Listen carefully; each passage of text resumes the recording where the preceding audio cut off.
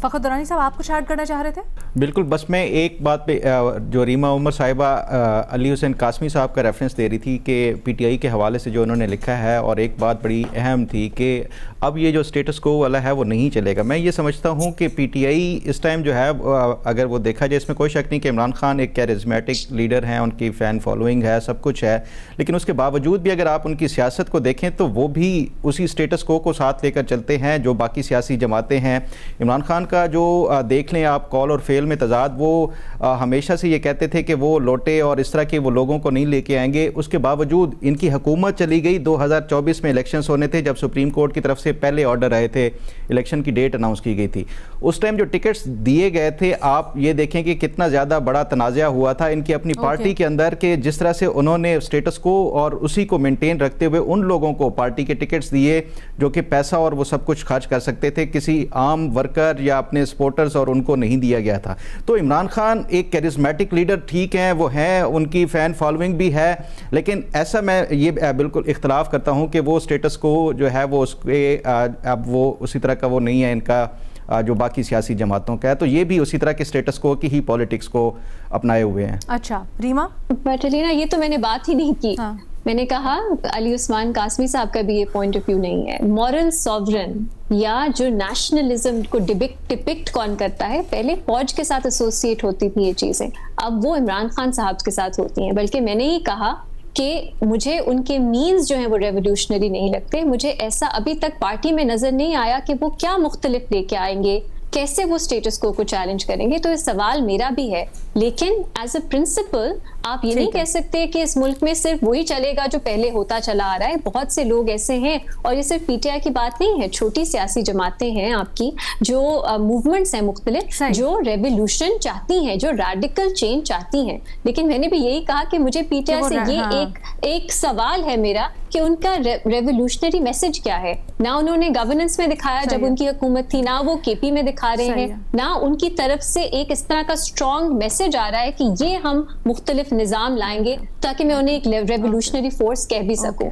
लेकिन मीन्स उनके रेवोल्यूशनरी हैं। आई थिंक इस पॉइंट ऑफ टाइम पे थोड़ा सा फिर हम इससे डाइग्रेस कर जाते हैं। एक चीज मुझे बताइए, जब आप ये कहती हैं कि सरेंडर करना होगा तहरीक इंसाफ को, शायद ये बेहतर ऑप्शन है, आपकी सरेंडर करने से क्या मुराद है? क्योंकि हुकूमत तो ये कहती है, वजीर इत्तलात टू बी स्पेसिफिक, वो ये कहते हैं कि माफी मांगे पीटीआई तो मामला आगे बढ़ सकते हैं। आपका सरेंडर से क्या मतलब है? एक्चुअली अगर मैं जिस तरह का ये सिस्टम है, अगर मैं उसकी लॉजिक को समझूं तो मेरा ख्याल है 2-3 चीजें हैं जो पीटीआई को जरूर करनी होंगी। एक, इलेक्शन पर से अपना क्लेम उनको कहना पड़ेगा, उस पर बात नहीं करेंगे हम। दूसरा, इमरान खान की रिहाई और इमरान खान का फ्रीडम ऑफ एक्सप्रेशन, कि अगर वो बाहर भी आते हैं क्या वो बात कर सकेंगे लोगों से या नहीं। ये 2 चीजें मेरे लिए हैं रेड लाइंस, और मेरा ख्याल है अगर इन दोनों पे पीटीआई कॉम्प्रोमाइज करती है, वो मेरी नजर में सरेंडर ही होगा। लेकिन मैं ये नहीं कह रही कि बेहतर होगा। मैं अपने आप से ये सवाल जरूर पूछती हूँ, क्योंकि जब मैं देखती हूँ कॉस्ट क्या है इस कॉन्फ्रंटेशन की, तो फॉर द ग्रेटर गुड क्या कभी अपना राइटफुल क्लेम जो है, क्या वो आपको सरेंडर नहीं करना पड़ता फॉर द ग्रेटर गुड? ये मेरा एक सवाल है जो मैं पीटीआई से पूछूंगी, और ये कोई अच्छी पोजीशन नहीं है, क्योंकि मेरा ख्याल है वो राइटफुल पोजीशन पे है। हमने यहाँ पर इलेक्शंस की बात की, शायद करना पड़ता है वो मसलहत, या जिसको हम आम इस्तिलाह में नजरिया ज़रूरत कहते हैं, ज़रूरत इस बात की है। I don't know, मैं इस पे कंफ्यूज हूँ। अच्छा, साफी साहब अभी इलेक्शंस का हवाला आपने भी दिया और आपने कहा कि दोनों इलेक्शंस, लेकिन क्या आप समझते हैं कि अगर इलेक्शन से दस्तबरदार हो जाए पीटीआई तो बात आगे बढ़ सकती है? देखिए, इलेक्शन से दस्तबरदार होना पीटीआई के लिए इतना आसान भी नहीं है, क्योंकि वो इलेक्शन, उनके जो मेन जो क्लेम्स हैं उनमें से एक क्लेम ये भी है कि वो लोग कहते हैं कि हम इलेक्शन जीत चुके हैं और हमारी सीटें चुराई गई हैं। तो मेरे ख्याल में उसके लिए उससे दस्तबरदार होना इतना आसान नहीं है। मैं एक और बात ये करना चाह रहा था कि देखिए, इसमें कोई शक नहीं कि इमरान खान साहब ने जो अपनी हुकूमत जब उनको मिली थी, तो हुकूमत उन्होंने उस तरह चलाई थी जिस तरह फ़खर दुरानी साहब जिक्र कर रहे थे, और उसमें कोई इनकलाबियत किसी को नज़र नहीं आ रही थी, बल्कि एक रिवायती और इस्टेब्लिशमेंट के मातहत चलने वाली हुकूमत थी। लेकिन ये जो रीमा ने जो बात की है कि वाकई उसने, जिसमें मैं भी शामिल हूँ, कि बाज़ लोगों को इमरान खान ने जेल काट के गलत साबित किया है। ये ख्याल किया जा रहा था पहले कि इमरान खान साहब जेल नहीं काट सकेंगे, और ये अक्सरियत का ये ख्याल था, लेकिन उन्होंने बड़ी बहादुरी के साथ जेल काटी है, जिसकी वजह से उनके पॉपुलैरिटी का ग्राफ मजीद आगे गया हुआ है। तो लेकिन सर फिर वहां पर एक सवाल ये भी बनता है कि वो जो पॉपुलैरिटी है वो अमली तौर पर तहरीक इंसाफ को क्या लेके दे रही है, क्योंकि अगर हम तब से अब तक देखें, जब से खान साहब जेल में है, तब से पाकिस्तान तहरीक इंसाफ ने खोया ही है। और अगर आज माइनस इमरान खान की बात हो रही है, लेजिटिमेसी इंपॉर्टेंट चीज होती है, लेकिन वो लेजिटिमेसी तहरीक इंसाफ को दे क्या रही है? पार्टी नहीं समझी जाती थी, इमरान खान साहब एक लेजिटिमेट पॉलिटिकल लीडर नहीं समझे जाते थे। अब उन्होंने, मैं ये कहूंगी कि लेजिटिमेसी को अंडर एस्टिमेट ना कीजिए। इमरान खान साहब ने एज ए पॉलिटिकल लीडर, उनकी मुख्तलिफ सियासत है, लेकिन उन्होंने दिखाया है कि वो कर सकते हैं जो जबर उन्होंने टॉलरेट किया है। लेकिन मेरा सवाल फिर वही है आप लोगों से, मेरा फिर वही सवाल है आप लोगों से। एक सवाल मेरा भी है रीमा उमर साहिबा और साफी साहब से। फखर बस मुख्तसरन कर लीजिएगा, फिर मैं भट्टी साहब की भी इसके ऊपर राय लेना चाहूंगी। बस एक सवाल कि ये जो इमरान खान की जो लेजिटिमेसी है और ये जो उनकी अभी तक वो डटे हुए हैं, कल को अगर इनको एस्टेब्लिशमेंट की तरफ से ऑफर आ जाती है बातचीत की और ये उसको एक्सेप्ट कर लेते हैं, तो फिर क्या आप समझती हैं ये उनकी लेजिटिमेसी के हवाले से और ये जो अभी तक डटे हुए हैं उनके पूरे स्टैंड के हवाले से? नहीं, फिर हम इसी तरह कह देंगे कि जी उसने डील कर दी। और सर वैसे ये नाइंसाफी नहीं होगी सर, ये फिर नाइंसाफी नहीं होगी सर, अगर हकायक यही है ज़मीनी कि आपको इफ़हाम तफहीम के लिए बात पावर कॉरिडोर्स में करनी होती है। देखें, हमारी उस बात की तायीद में ये बात जाती है कि वो जो अपने जो उनसे मिलते हैं लोग या उनके ट्विटर के ज़रिए जो चीज़ आती है, तो उसमें इमरान खान साहब वो मुफाहमत की बजाय मुज़ाहमत के रास्ते की वो उस पर जोर देते हैं। और ज़ाहिरी बात है कि उनको ये पता है कि मुज़ाहमत के रास्ते का मंतिकी नतीजा उनका जेल है और वो जेल में रहेंगे। तो इससे हम ये अंदाज़ा लगा सकते हैं कि वो शूरी तौर पर, ऐसा नहीं कि किसी सिर्फ मजबूरी के तहत या कोई दूसरा ऑप्शन नहीं है उनके पास तो वो जेल काट रहे हैं।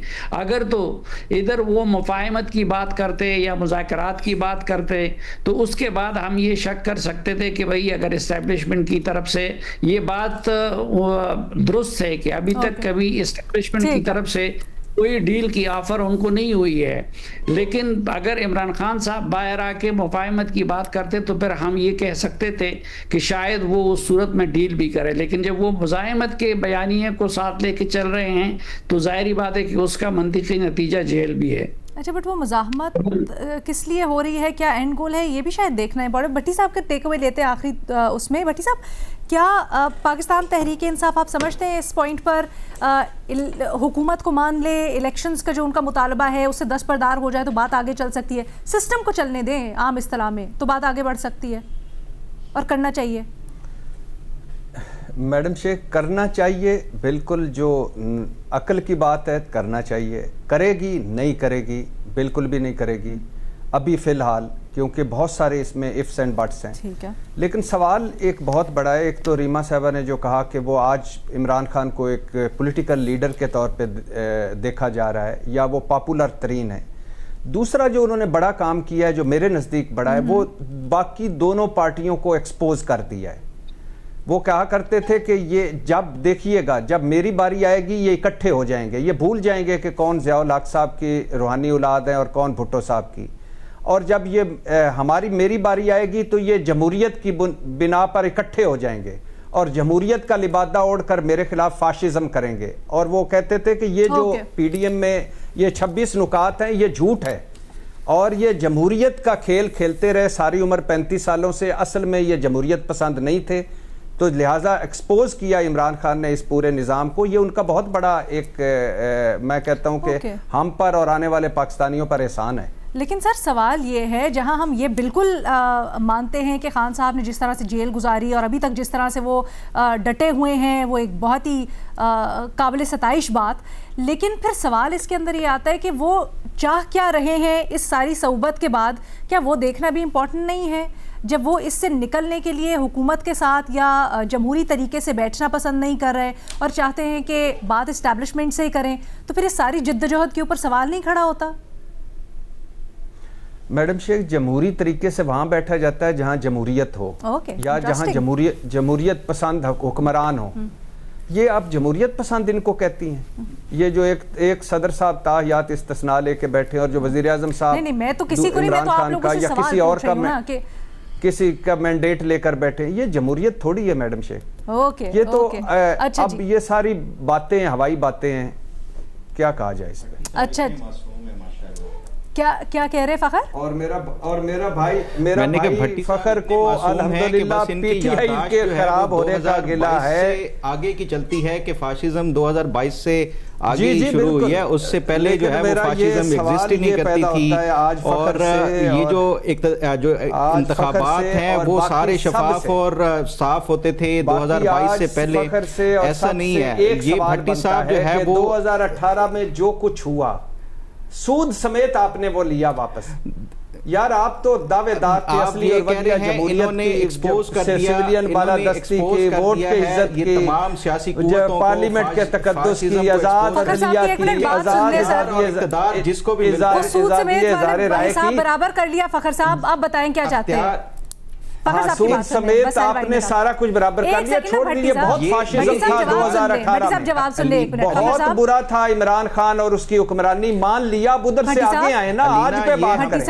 आज पे कोई बात ही नहीं करता। जवाब देने दे जी फखर साहब। अलमिया है कि जिसको इक़्तिदार मिलता है वो तमाम तर जो इंसानी हुकूक हो, वो जमहूरियत हो, वो अक़दार हो, वो सब कुछ भूल जाता है। चाहे वो इमरान खान हो, चाहे वो शहबाज शरीफ हो, नवाज शरीफ हो, कोई भी हो, इक़्तिदार में आके सभी जो है वो वही कुछ करते हैं जो उनको भुगत रहा है। इन पे बोले जिन्होंने आज सवा सत्यानाश सर, लेकिन मसला ये ना फखर साहब वही करता रहा, किसी ने एक शेयर किया, किसी ने सवा शेयर किया, सबने एक जैसा ही है। एक सेकंड, इस चीज को मैं इस चीज के ऊपर वाइंड अप करूंगी, ठीक है? बहुत हिसाब बराबर करने की भी यहाँ पर बात हुई, लेकिन विद पावर कम्स रिस्पॉन्सिबिलिटी। जिसके पास ताकत होती है उसके पास फिर रिस्पॉन्सिबिलिटी भी ज़्यादा होती है।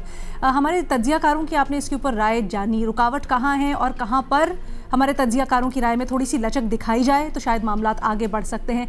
थोड़ी सी मुख्तलिफ आरा बट इंटरेस्टिंग कॉन्वर्सेशन।